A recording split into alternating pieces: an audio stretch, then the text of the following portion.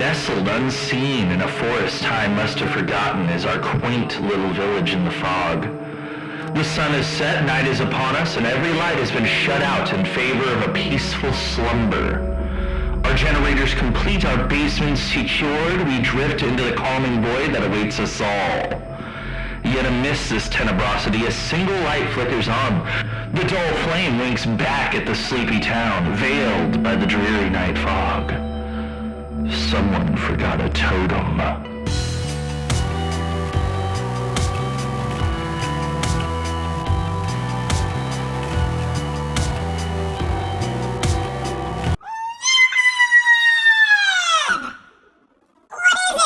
Hex No One Escapes Death, or NOED, is a perk in Dead by Daylight, the asymmetrical 4v1 horror-themed yada yada yada. The perk itself is a hex perk, which is a subsection of killer perks with remarkably high rates of effectiveness. This heavy dose of power is balanced with a significant fragility. The hex perks are tied to totems, a side objective for the survivors in Dead by Daylight. If a totem has no hex, it will be dull. When it contains a hex, it lights up. By cleansing this totem, a survivor may remove whatever potency was attached to that hex. NOED is unique in that it activates in the endgame, meaning after all 5 generators have been repaired and the exit gates are powered. This means the totem remains unlit until then. NOED can be bound to any dull totem remaining at the end of the trial. So in reality, the killer only needs to have a single totem still standing to take advantage of this perk. Okay, so NOED is active now. What does that mean? Well, it means a few things. For one, the killer is about 4% faster now, depending on what level their perk is at. The secondary effect, however, is the one that causes the most controversy. NOED's secondary effect makes all of the survivors exposed, which means they are one hit down until the totem is found and broken. This can lead to some heated feelings of entitlement on both sides of this asymmetrical horror. Odds are, if you're watching this, you already picked your side of the debate, and I doubt anything I could say would change that. I think disagreement is healthy and good, especially in a game with as little competition as Dead by Daylight has. First, I will lay out my issues with NOED, as well as address some common counter-arguments to anti-NOED's sentiment, and then I would like to discuss a phenomenon that I call both sidesism, that I think festers and ferments really well in the NOED discussion environment. Then I will conclude with some of my proposed changes to NOED to make it less of an issue.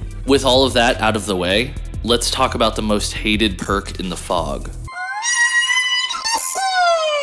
NOED as a perk raises some interesting questions about who deserves what in a given match. What is meant by that is that the perk itself automatically activates, particularly when the killer has their back against the wall. This perk is primarily a bailout tool, as effective patrolling and pressuring generators as a killer, or what I would call playing well, renders NOED unusable. Basically, it's meant to help players make a comeback and really sort of acts as the blue shell in Mario Kart, punishing players for doing better than those they're competing against. This is known as the rubber band effect. Imagine a rubber band with 2 players on either side of it. One player gets nearer to the win condition, it pulls harder to ensure the losing player isn't completely left behind. You'll often see this at play in Nintendo titles and games aimed at younger audiences, or quite frequently in ports of board games onto gaming systems like Risk or Monopoly. The purpose is noble, to ensure a long-lasting and dynamic game. This approach is in direct contradiction to the philosophy adopted by most popular competitive titles in the modern era. For example, Call of Duty has kill streaks, which reward players for doing very well against their opponents by making the game harder on their opponents. Rocket League will just keep ticking at its timer no matter the score disparity, and Dark Souls just loves to watch you die. In Dead by Daylight, the approach to game balance is quite different. Their ideal match is a draw.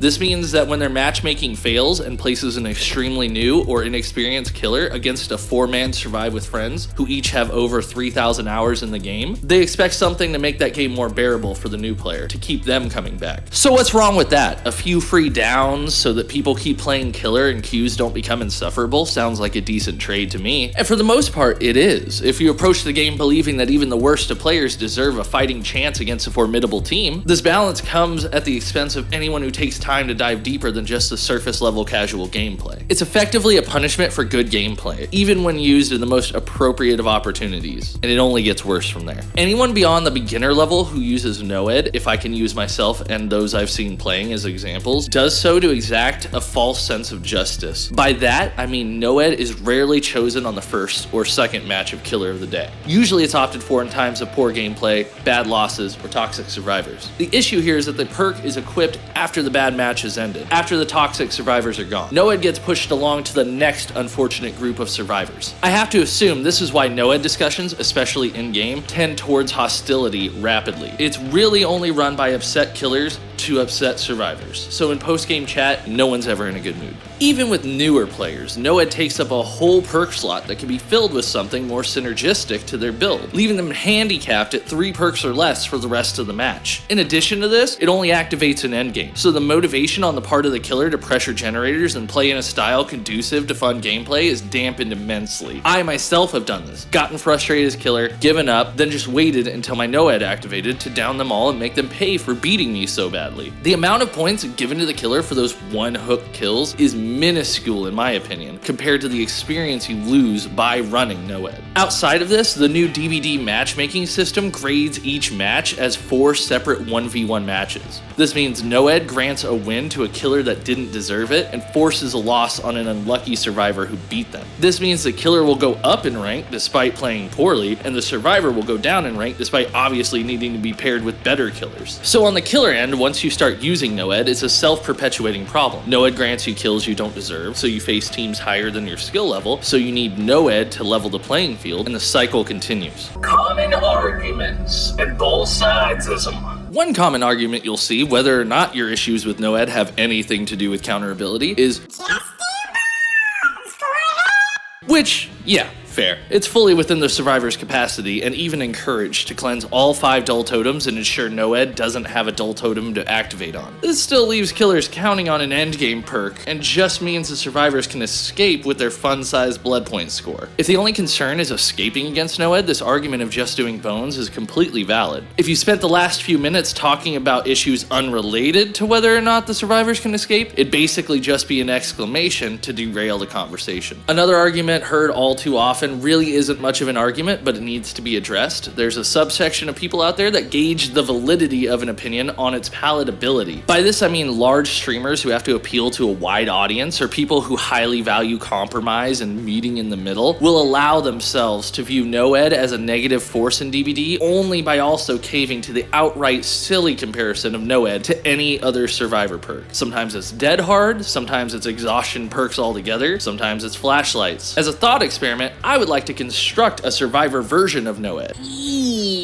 Everyone escapes death. The only way for the killer to avoid allowing this perk to activate is to allow the completion of all 5 generators. This perk activates when a survivor hits the second phase of a hook and automatically completes however many generators need to be completed to power the exit gates. This is meant to force the killer to perform excellently in an extremely short period of time, similar to the effect NOED has on survivors. This perk sounds ridiculous, right? Like it would just only be used in abusive situations. The counter for it's fairly easy, just like NOED. Just don't let anyone hit second phase until all the gens are done, forehead. Everyone escapes death is a silly idea, but it is a one-for-one translation of NOED into survivor perk terms. This is why when NOED is compared to, say, dead hard, I find it laughable. Dead hard falls so shy of any effect on the level that NOED has on the game that I just cannot take this opinion seriously. NOED stands alone in how it operates. Mori's and keys were at a time comparable, but NOED does not have this quality. It is extremely unique, and I believe the only reason to compare NOED to any survivor perk is to appear fair and as if you've thoroughly assessed the problem without really taking a side. However, I would like to affirm this is only my opinion. It holds no weight anywhere and really should be thrown out like expired cheese the second it impacts anybody's emotions or vibes.